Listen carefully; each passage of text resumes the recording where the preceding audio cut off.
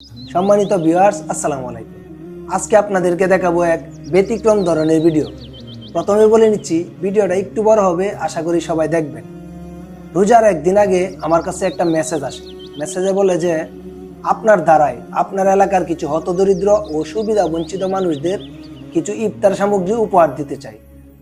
তারপর আমি সেই ভদ্রলোকের সাথে ফোন কলে কথা বলার পরে 25 জন পরিবারের জন্য বেশ কিছু টাকা আমাকে পাঠানোর পরে আমি বাজারে যাই। বাজারে যাওয়ার পরে সিদ্দিক ভাইয়ের দোকানে যাই।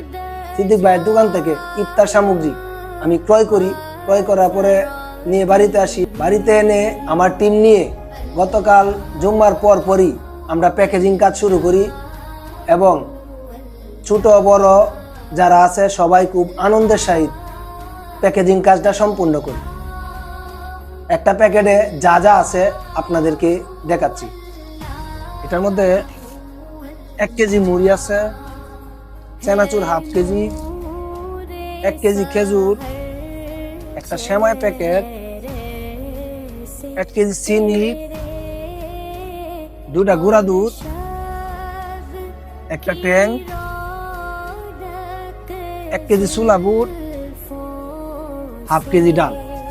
আসলে আমার মজু ভাই ফেসবুক পেজকে বিশ্বাস করে আমার উপরে আস্থা রেখেছে যে উপহারগুলো সঠিক জায়গায় সঠিক মতো পৌঁছে দিতে পারবে। এটা হলো নুরা ফাউন্ডেশন। ধন্যবাদ জানাই নুরা ফাউন্ডেশনকে।